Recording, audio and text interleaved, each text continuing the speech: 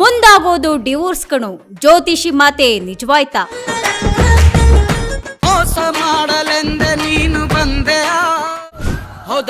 Ajay Rao ದಾಂಪತ್ಯದಲ್ಲಿ divorce ಬಿರುಗಾಳಿ.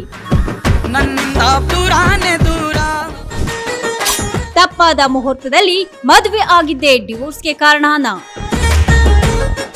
Sandalwood ನಲ್ಲಿ ಮತ್ತೊಂದು ಜೋಡಿಯ ವಿಚ್ಛೇದನದ ಸುದ್ದಿ ಇದೀಗ ಹೆಚ್ಚು ಕಡಿಮೆ ಖಚಿತವಾಗಿದೆ. ಇತ್ತೀಚೆಗೆ ಕೊನೆಯ ಬಾರಿ ಯುದ್ಧಕಾಂಡ ಸಿನಿಮಾದಲ್ಲಿ ಕಾಣಿಸಿಕೊಂಡಿದ್ದಂತಹ ಅಜಯ್ ರಾವ್ ಹಾಗೆ ಅವರ ಪತ್ನಿ ಸ್ವಪ್ನ ರಾವ್ ಅವರು ಬೇರೆ ಬೇರೆ ಆಗುವಂತಹ ನಿರ್ಧಾರಕ್ಕೆ ಬಂದಿದ್ದಾರೆ.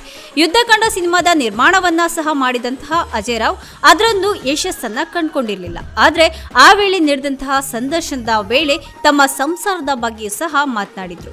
ತಮ್ಮ ಯಶಸ್ವಿ ಹಾಗೆ ವೈಫಲ್ಯದ ಪ್ರಯಾಣದ ಕುರಿತು ಅವರು ಮಾತನಾಡಿದ್ರು.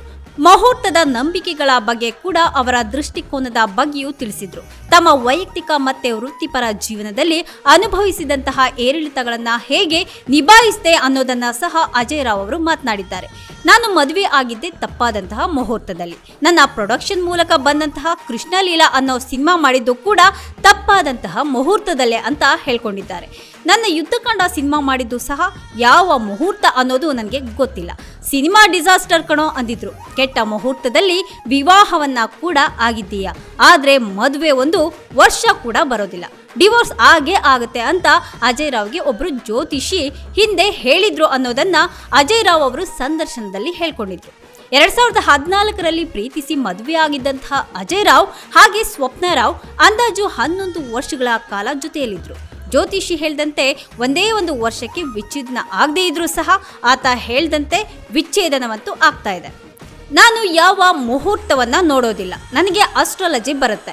ಕೆಲಸ ಮಾಡಿದ ಬಳಿಕ ನೋಡಿದಾಗ ಅದು ತಪ್ಪಾದಂತಹ ಮುಹೂರ್ತ ಅಂತ ಗೊತ್ತಾಯ್ತು. ಆಗ ಕೃಷ್ಣಾರ್ಪಣ ಮಸ್ತು ಅಂತ ಹೇಳ್ದೆ ಅಷ್ಟೇ. ಅವನೇ ಮಾಡಿಸ್ತಾ ಇದ್ದಾನೆ ಅಂತ ಅಜಯ್ ರಾವ್ ಅವರು ಹೇಳಿದ್ದಾರೆ. ಕೆಲ ವರ್ಷಗಳ ಕಾಲ ಪ್ರೀತಿಸಿದಂತಹ ಜೋಡಿ 2014ರಲ್ಲಿ ಅದ್ಧೂರಿಯಾಗಿ ವಿವಾಹವನ್ನ ಕೂಡ ಆಗಿತ್ತು. 11 ವರ್ಷಗಳ ಕಾಲ ನಡೆಸಿದಂತಹ ಸಂಸಾರ ಇದೀಗ ಬೇರೆ ಬೇರೆ ಆಗ್ತಾ ಇದೆ. ಇನ್ನು ಈ ದಂಪತಿಗೆ ಚರಿಷ್ಮಾ ಅನ್ನೋ ಹೆಸರಿನ ಹೆಣ್ಣು ಮಗು ಕೂಡ ಇದೆ.